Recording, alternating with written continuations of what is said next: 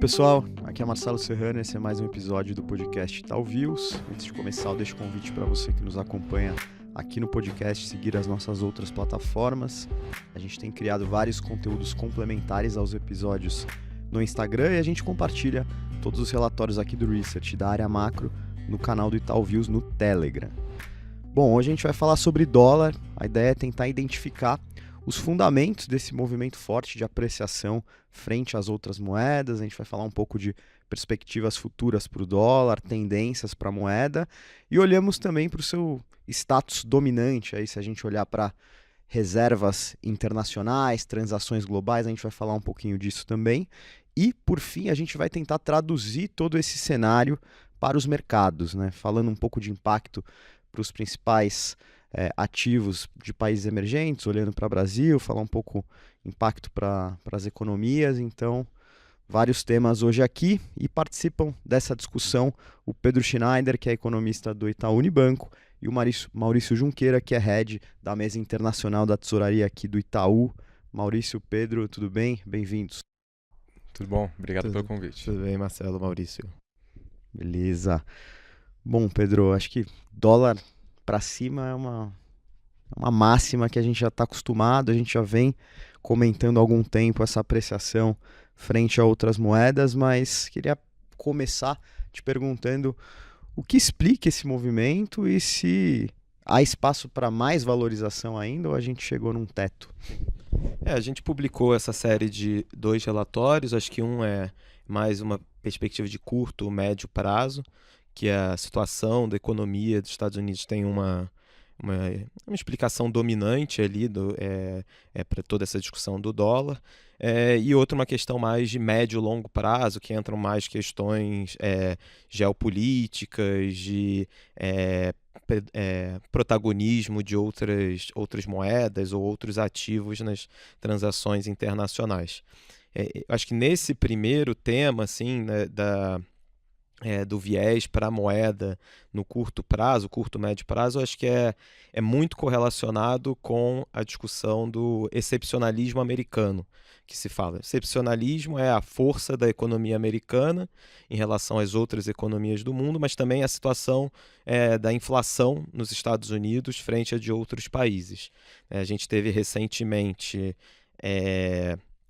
alguns bancos centrais desenvolvidos começando a cortar juros. Só nessa última semana o caso do Canadá, mais recentemente agora o Banco Central Europeu.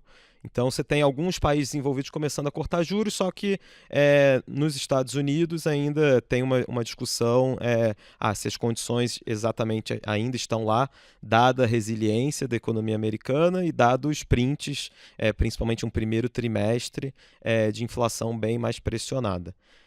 Nas últimas semanas, no último mês, até você teve alguns sinais de arrefecimento dessa força da economia americana. A gente vai comentar depois, mas isso já tem levado a voltar à discussão de ter 2 cortes do Fed esse ano. A expectativa aqui da casa, o nosso call oficial, é de 1 corte apenas esse ano. Então, quando você pensa assim, o que é o determinante de curtíssimo prazo do dólar e de todas as outras moedas indexadas ali associadas ao dólar, acaba sendo esse ciclo de política monetária dos Estados Unidos. Ao longo dos últimos 12 meses, você teve ali também outros temas, principalmente tema geopolítico, que foi relevante. Ali no relatório, a nossa ideia é decompor o que foi esse tema geopolítico. A gente captura ali pela diferença do ouro para o cobre, o ouro sendo uma moeda mais associada à demanda geopolítica, depois a gente vai comentar mais no detalhe, e o cobre mais relacionado a uma sincronia de crescimento global, do ciclo de manufatura, etc. Mas acho que no curto prazo que tem predominado é isso da política monetária americana. Nas últimas semanas até teve notícia positiva no sentido de novidades ali na direção de mais cortes de juros, mas ainda continua um cenário bem incerto, né? Essa semana a gente ainda vai ter os dados de mercado de trabalho, do payroll. Então, quando o podcast for ao ar, a gente pode dizer que tudo mudou, né? Então, não só o câmbio já é um fator que traz mais humildade aos economistas, mas também a volatilidade recente da interpretação de como estão vindo os dados nos Estados Unidos tem mudado rapidamente. Acho que no curto prazo tem essa percepção de arrefecimento, mas quando você pensa em fatores estruturais de médio e longo prazo, ainda desse excepcionalismo americano continuar. Então, se você pensa o PIB fechado desse ano, o PIB fechado do ano que vem, ainda os Estados Unidos vai crescer mais do que a Europa, a China ainda tem uma tendência de desaceleração, então você tem coisas estruturais ali acontecendo que explicam os Estados Unidos crescendo mais. Por exemplo, toda a questão de aumento de imigração recente, um choque de oferta positiva para a economia americana. Você tem também todo o ciclo de tecnologia, também com predomínio de empresas americanas.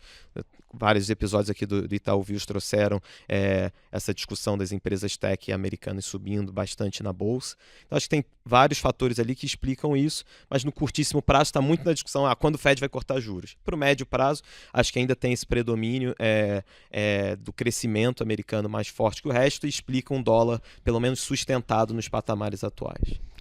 Legal, acho que essa discussão de quando o Fed vai cortar juros, acho que dá um gancho bem para eu fazer a primeira pergunta para o Maurício, pegando carona também nesses cortes de juros que você comentou, se a gente olhar juros das Treasuries também caindo, para a reunião de setembro o mercado já precifica uma chance bem razoável de cortes de juros nos Estados Unidos.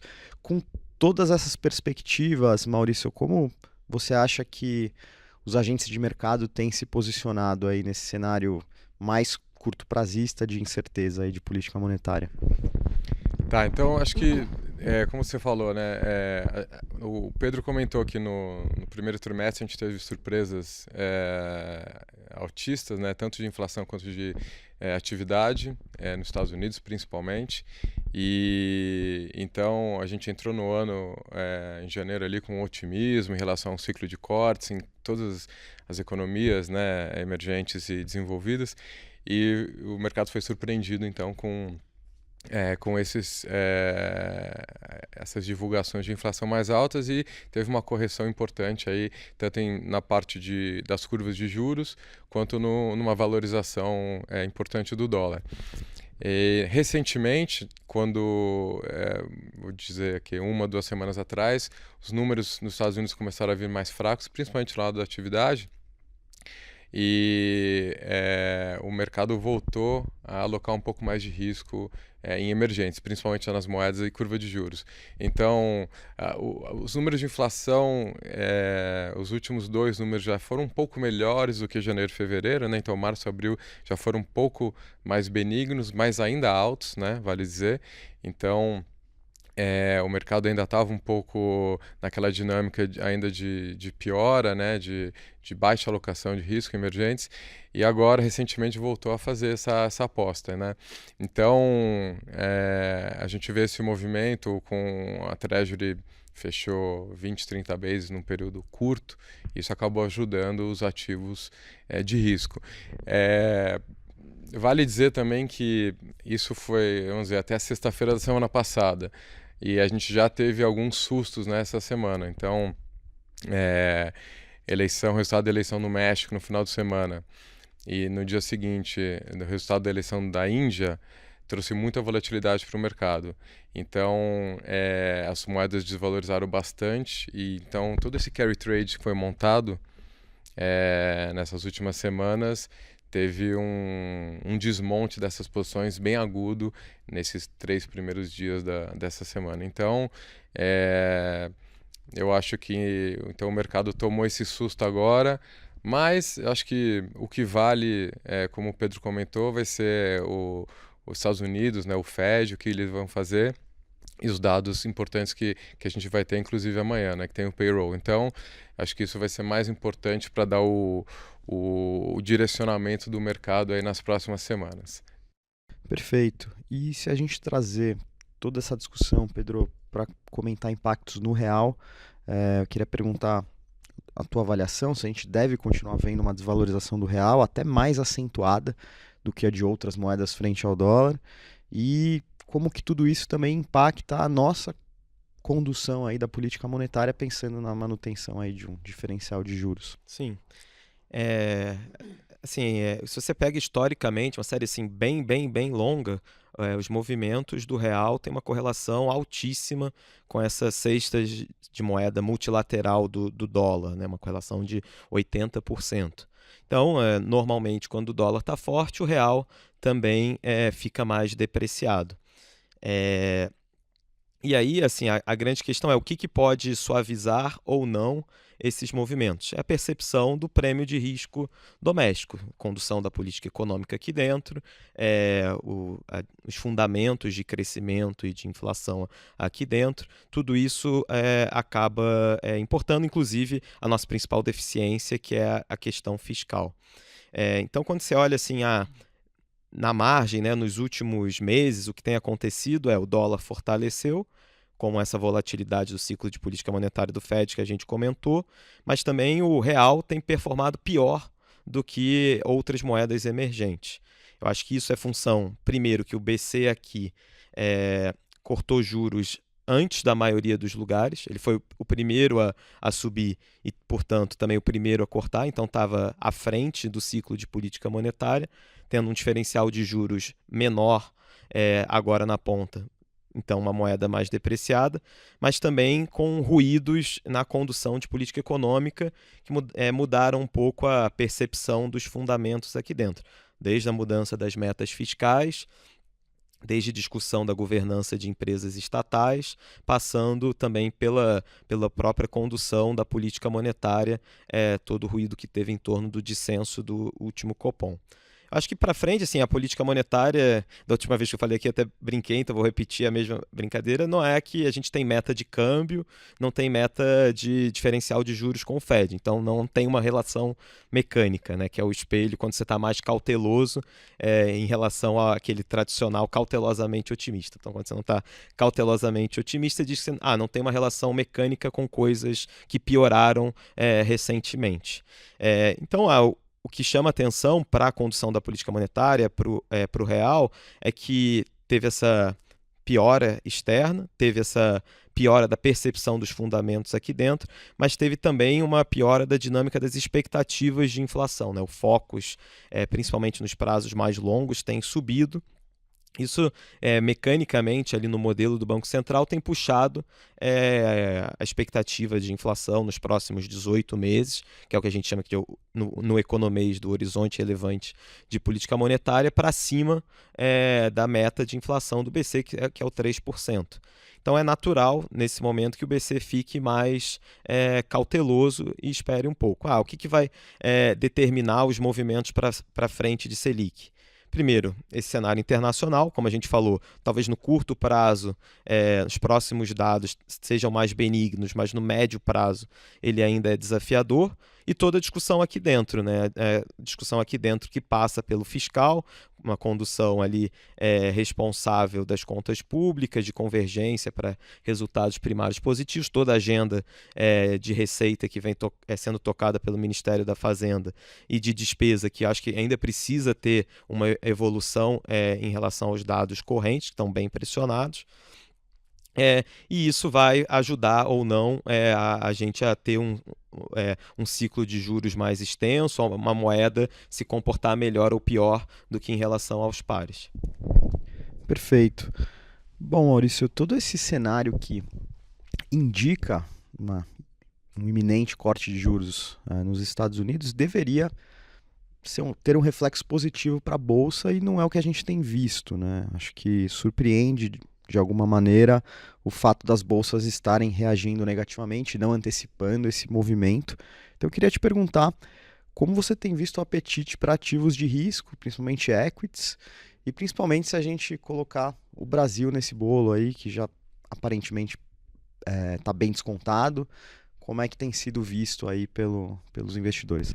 Certo, então eu acho que a gente tem que dividir também em duas etapas essa análise, porque no começo do ano, o que aconteceu? A gente tinha números de inflação mais altos e número de crescimento muito alto também. E aí, quando saía um número fraco de atividade, o mercado se animava porque o Fed poderia responder cortando juros, tal, etc. Agora, recentemente, o que a gente tem visto, né? desculpa, quando a inflação estava baixa, né? Então, quando você tinha um número de atividade mais fraco, você apostava que o Fed ia cortar juros, então os ativos de risco performavam bem. O que tem acontecido agora recentemente é que a inflação, apesar de ter melhorado nos últimos meses, ela está ainda alta. Então, um número fraco de atividade não quer dizer que o Fed vai cortar juros. Então, essa reação recente do mercado para esses números mais fracos de atividade tem sido uma queda, uma correção, né? Dá para chamar assim, nos preços de equities e commodities, que eu acho que é natural de revisar, crescimento para baixo e tal. Mas, então, se a gente voltar a ter um número de inflação mais baixos novamente, o que pode acontecer nos próximos meses, aí acho que volta a ter aquela dinâmica do sai um número mais fraco e o mercado se anima. Então, eu acho que eu explico um pouco o price action recente e já envolvendo aqui, né, a parte da bolsa lá fora, bolsa aqui, acho que mesmo com essa correção recente, você pega o S&P, está perto das highs, então corrigiu muito pouco, né? O movimento year to date ainda é bem forte e deve continuar assim, na minha opinião. E muito explicado também pela parte de tech, né? Das big techs, que acho que explicam grande parte dessa performance. Aqui no Brasil é mais desafiador porque a gente não tem as big techs. Não só o Brasil, né? Os outros países que não tem também. Mas no Brasil um pouco mais complicado, até porque a gente também abriu o ano achando que o nosso ciclo de corte de juros ia ser bem mais longo, que a gente ia ter uma Selic bem mais baixa, e a gente aí está parando perto de 10,5, né, provavelmente. Então, isso não ajuda na performance das empresas aqui, ainda é um juro muito alto, né, para poder investir, né, aqui no Brasil. Então, a dinâmica aqui para a bolsa brasileira ainda segue mais difícil do que lá fora, né? Então acho que vou dar uma palhinha assim de bolsa, né? Bolsa deveria ser o crescimento de curto e longo prazo e o juro também de longo prazo, né? O Brasil tem vindo de alguns anos de surpresa de crescimento de curto prazo, mas a bolsa não consegue andar. Por quê? Porque o juro longo ainda tem um prêmio muito grande, que são todos os desafios fiscais que o país tem. E quando o ambiente lá fora também é de juros mais altos por mais tempo, significa que não tem só um componente doméstico, mas também tem um componente internacional que deixa esse juro longo mais alto. E aí é difícil você, com esse juro longo muito mais alto, as empresas investirem, as empresas inovarem, principalmente se você não tem um motivo tão claro como é o tech ali para os Estados Unidos. E por isso que a bolsa aqui acaba sofrendo tanto por essa questão internacional, mas também pela questão doméstica aqui do prêmio de risco, que deixa os juros longos aqui mais altos. Perfeito. Pedro, falando um pouco do que é a segunda parte desses relatórios que vocês soltaram, da dominância internacional do dólar, queria falar um pouquinho sobre isso. Como você vê movimentos de fortalecimento de outras moedas, possibilidade de países fazerem suas reservas de outras maneiras, até com outros ativos como ouro, criptomoeda. Você acha que essa discussão, que já é arrastada há muito tempo, mas nunca de forma muito, conclusiva, ou que coloque sob risco essa dominância do dólar, você acha que de fato isso agora entrou no radar? Acho que para ter uma substituição clara da dominância do dólar, precisa ter uma alternativa. E até agora não tem. Chegou-se a pensar, né, no início dos anos 2000 que ia ser o euro, mas você pega toda a perspectiva de crescimento estrutural, né, demografia muito mais desfavorável, não tem uma história de crescimento tão clara como os Estados Unidos com o ciclo tech. É difícil você ver a Europa crescendo muito. Então você continua achando que os Estados Unidos é o melhor lugar para estar. E não tem alternativa. Chegou-se a pensar depois, não é o euro, então pode ser que seja a moeda chinesa, o CNY. Mas também a China, assim, tem fatores ali políticos, de governança, que são bem diferentes do dólar, né? O dólar é uma moeda plenamente aceita, que é uma unidade de conta, reserva de valor, etc., que é uma moeda na China, que tem controle de capitais, etc., não consegue substituir plenamente. O que você tem visto assim na margem é mais uma diminuição dessa soberania do dólar, mas uma diminuição pequena, do que uma substituição clara da dominância do dólar. A gente tem visto assim outras moedas ganhando algum protagonismo. Se o CNY é uma delas, mas um peso bem pequeno, mas ficando até mais espalhado em outras moedas. Tem reservas agora com dólar australiano, moedas alternativas e o próprio ouro. E assim, quando você pensa no ouro, por que está acontecendo isso, né? Acho que tem um movimento global das dívidas soberanas, né, dos principais países do mundo, de diminuição da detenção de estrangeiros, né? Isso aconteceu bem antes aqui no Brasil, porque a gente perdeu o investment grade, mas quando você vê nos Estados Unidos hoje, mesmo com déficits crescentes do governo americano, o comprador marginal não é mais o chinês igual foi lá atrás. Hoje o comprador marginal da dívida pública americana são as famílias. Principalmente por um efeito preço, né? Hoje o juro americano tem um valor bem mais alto, então é atrativo ter juros, mas também por motivos geopolíticos. Talvez hoje, depois do que aconteceu ali com a invasão da Rússia e Ucrânia, que você teve sanções contra as reservas denominadas em dólar da Rússia, esses países que têm algum tipo de disputa geopolítica com os Estados Unidos, para eles não vale correr 100% o risco de ter todos os seguros deles denominados em dólar. E aí por isso que eles vão espalhando para outras alternativas. Mas ainda assim, todo mundo que está inserido no comércio internacional acaba fazendo transações em dólar. As reservas internacionais podem até estar ganhando peso outras moedas, mas ainda são predominantemente em dólar e nas principais moedas do mundo, a libra esterlina, o euro, etc. Mais de 90% do total das reservas são nessas moedas. Nas transações de meio de pagamento mesmo, de pessoa física e tal, a mesma coisa. Então, assim, ainda é difícil achar um país que seja com liberdade plena de capitais, que a moeda sirva de referência para todas as transações e que consiga bater de frente com uma economia que tem crescido muito mais do que o resto. Então, todos os fundamentos assim, institucionais, geopolíticos e mesmo de crescimento potencial ainda sugerem que o dólar vai continuar como soberano aí das moedas, mesmo que, se você pensar na margem, alguma perda de relevância. Perfeito. Acho que para a gente fechar, Maurício, com base em todo o cenário que a gente discutiu aqui, queria te perguntar quais seriam... Será que a gente pode capturar alguma trade idea, assim, que eu sempre pergunto isso para vocês da tesouraria, com mais potencial, se a gente olhar, não sei, alguma moeda específica, curva de juros, alguma commodity, tem alguma ideia aí que seja interessante dividir com o pessoal? Claro, esse ano tem sido difícil de ter, né, calls estruturais, assim, tem mudado bastante. Mas vamos lá, vamos tentar, né? Acho que olhando mais para o longo prazo, um trade que a gente gosta bastante aqui, ainda nesse mundo das moedas, é um long dólar contra o CNH, né, a moeda da China. Eu acho que a gente conversou aqui em novembro, quando a gente tinha acabado de voltar de uma viagem de lá,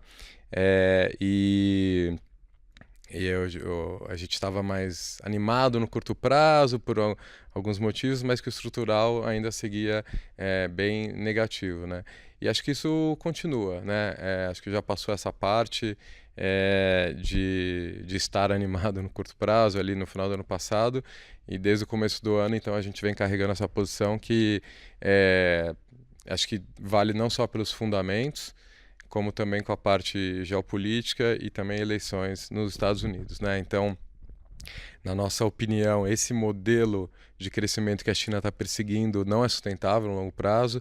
Já aconteceu no passado, ali em 2015, 2016, de muito investimento, né, no setor de manufatura. Naquela época foi no setor de aço. e o resultado foi um overproduction, oversupply, overcapacity, então e acabou com uma grande crise até na cambial na China, né, no agosto de 2015. Então, assim, a gente não acha que isso vai funcionar hoje, estão fazendo a mesma coisa, né, com a parte de veículos elétricos, painéis solares, até chips de baixa performance, né? Isso vem causando uma queda de preço de bens importante, não só lá na China, mas exportando um pouco para o resto do mundo. E eles não têm feito nada para estimular o consumo. Então, por isso, né, eles estão com uma deflação forte lá e para, assim, crescimento, junto com uma crise ainda no setor de real estate, as vendas de casa continuam em patamar super baixos, bem abaixo dos anos anteriores. Apesar de medidas pontuais não terem resolvido.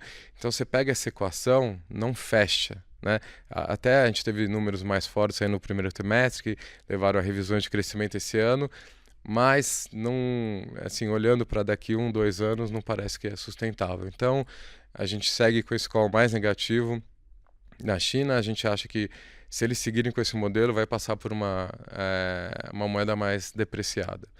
E, obviamente, o risco da eleição americana, né? O Trump já vem falando de tarifas mais altas. Acho que a questão da tarifa, até por tudo isso que eu comentei, da produção, né? Overproduction dos bens, não só o Trump, mas a gente já viu até o governo do Biden aplicando tarifas. Esse mês, provavelmente, a Europa vai começar a colocar em veículos elétricos.